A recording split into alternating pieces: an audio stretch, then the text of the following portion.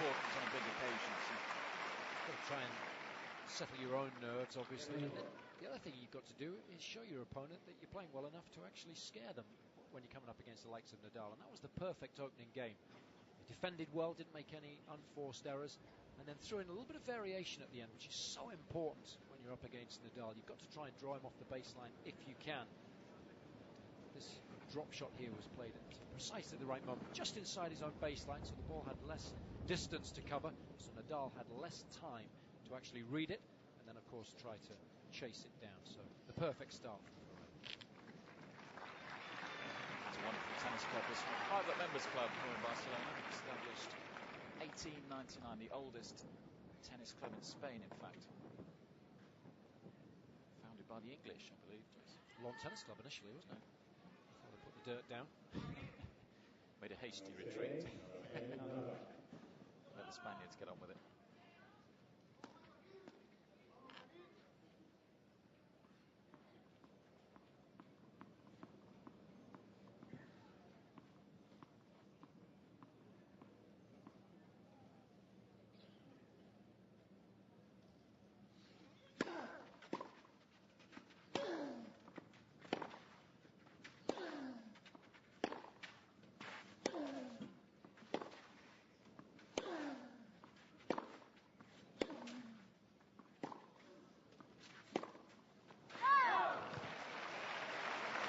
From Ferrer, you've got to try and pepper Nadal's forehands rather than trying to go to his backhand. And then if you don't hit that shot perfectly, he gets to run around his backhand and use his forehand, and it's much better from that position in the court.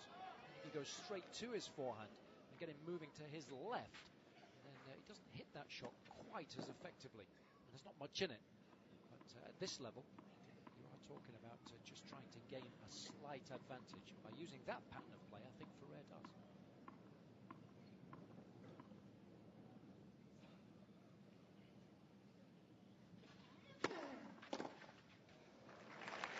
Emphasising that this is a repeat of the Monte Carlo Masters final 7 days ago.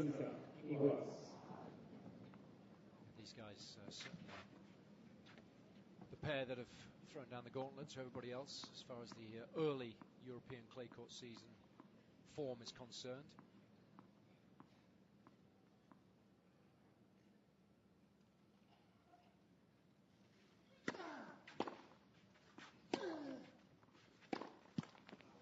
Ferrer did okay on that day as well, didn't he? Should be encouraged by that. It wasn't one-way traffic by any means. Both sets lasted a little over an hour, so there was plenty of tennis played. And even though Nadal won in straights, it was tight.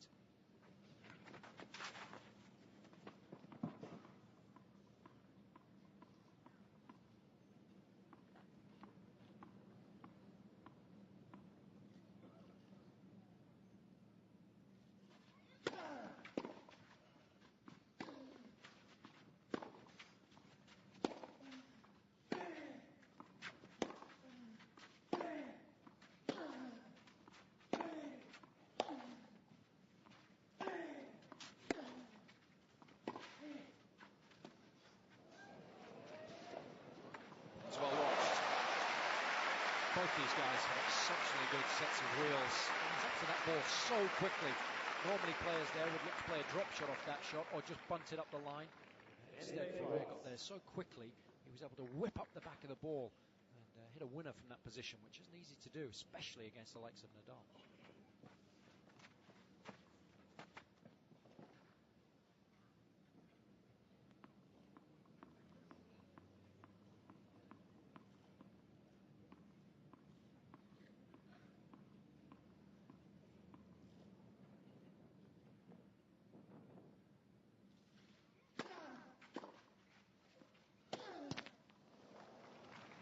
Interesting.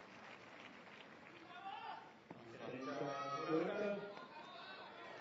top gear yet. No stretch. Those are the types of shots that he was missing yesterday against Almagro. Against Dodik, rather. That would give Ferrer hope. No question about that. Early breakpoint chance for the fourth seed.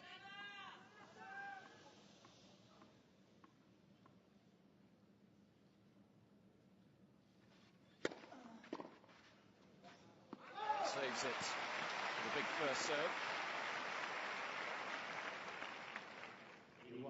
As a right-hander returning Nadal's serve in the out court, you've got to keep an eye out for that particular first serve on a big point. He tends to go wide most of the time, but loves to try and throw in a bit of variation when it really matters.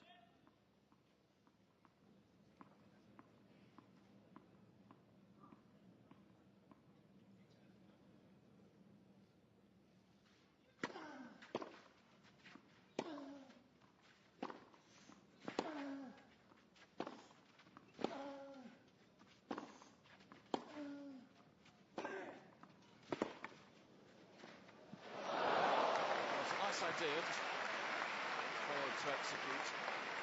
Such a good dig from Nadal though, on that backhand side. Most players would have just looked to try and get that one back in play, but he knew he had to get the ball low and was able to do so, so it left Ferrer with a difficult decision. Was he going to go deep with the volley? If so, Nadal's great at passing, and if you go short, as he attempted, such a tough shot to pull off. Yeah, it has to be perfect, doesn't it, against this man?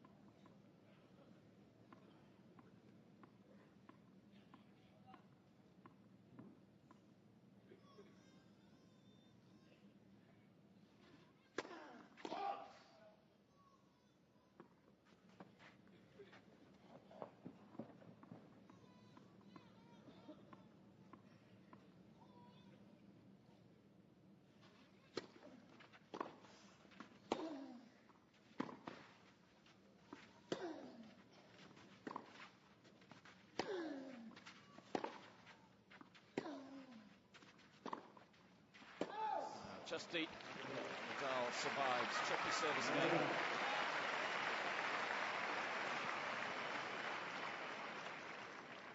Even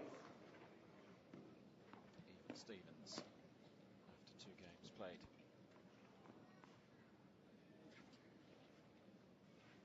Nadal has a wonderful record against Spaniards in finals as well. 9-0 win-loss stat. 60th ATP final this afternoon with a 44-15 win-loss record.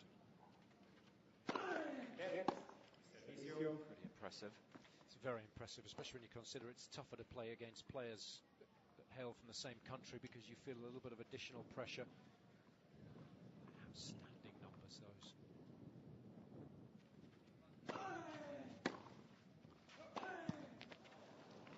In contrast, Ferrer playing his 23rd final. He's 11 and 11 in terms of his win-loss record.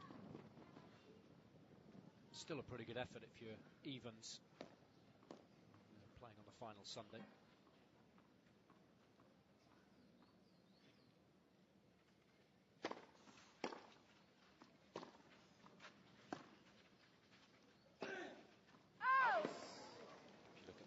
Titles Ferrer has won. He's won a few 500s, ATP World Tour 500s, which is the same level as this tournament. Particularly in his hometown, Valencia, we saw him win there late last year. That was a big day for him, but this would probably be his biggest title, wouldn't it, I think? Yeah, he's never managed to get his hands on a Masters Series 1000. Came close, lost to Nadal in Rome last year. A prestigious event this for the Spanish. A little more so than Valencia. Done the double there, won that one as a clay court event, and when it moved indoors towards the tail end of the season, he beat Grenoble in the final last year. Has a business interest in that tournament, the 10% stake, along with Juan Carlos Ferrero.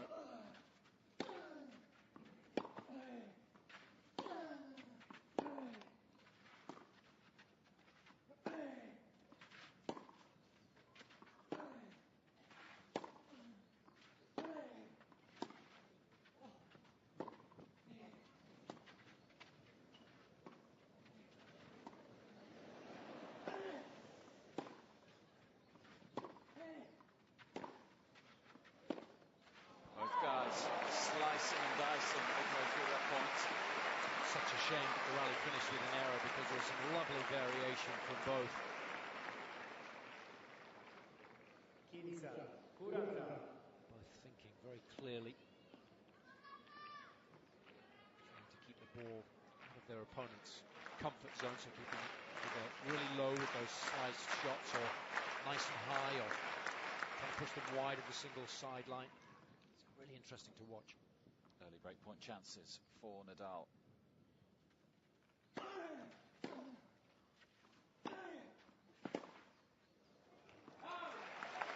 Ferrer saves the first.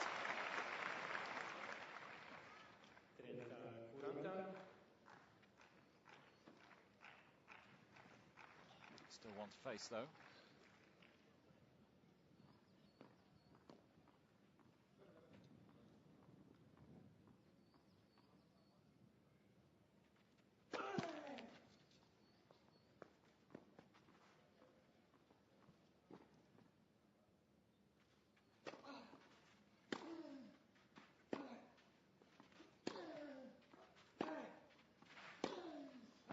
Nadal grabs the initiative with a trademark forehand up the line. He hasn't wasted his time stamping his authority on this final. He has the early break, 2-1.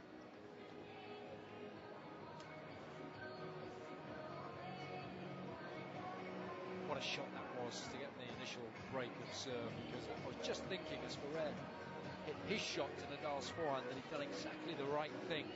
Nadal had tried to run around his backhand there. There was a gap in the court and he hit that one well, Ferrer. That's the last thing he expected. When Nadal hits this shot, the height over the net, the spin on the ball, so it lands well inside the baseline, so it's an aggressive shot. It's a high percentage play, and the balance, the dynamic balance as he was sliding to hit that shot was absolutely outstanding. Nadal is very fast.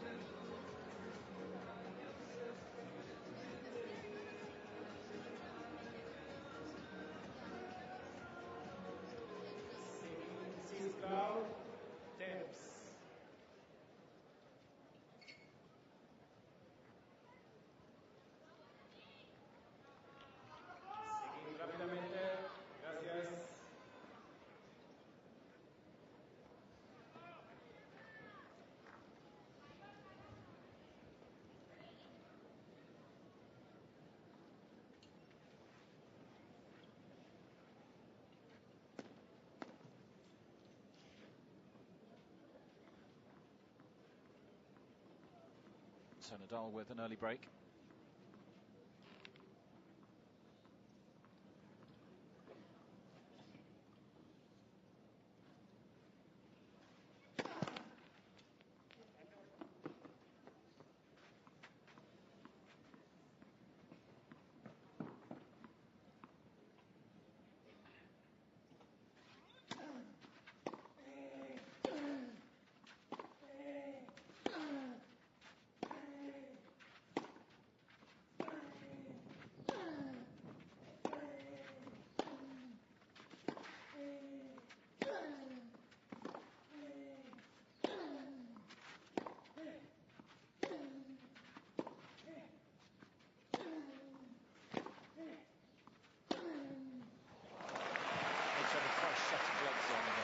Rafa, don't you?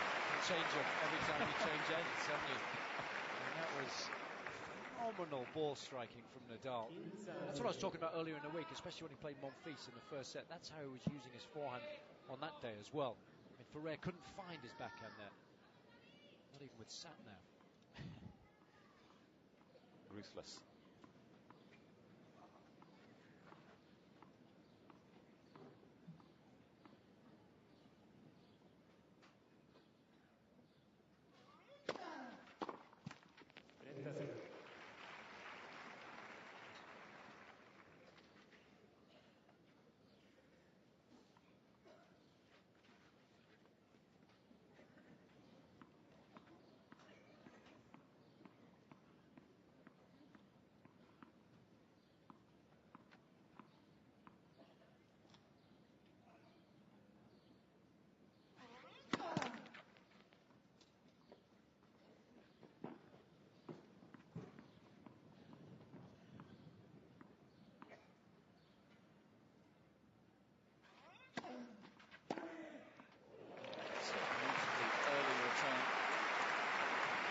By surprise.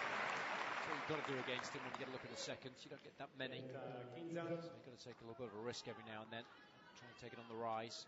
Create something out of nothing.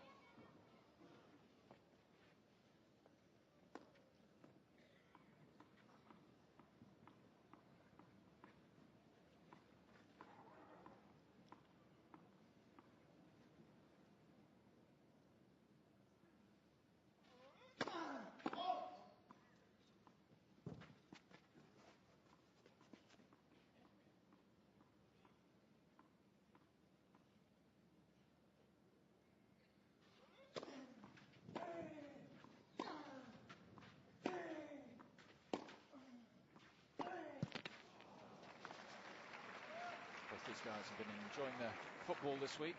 Ferrer was in the box at Barcelona just down the road last night, wasn't he? I saw him on TV a couple of times. And they did well, didn't they? Won 2-0, I think. 50th goal for Lionel Messi. Amazing stuff.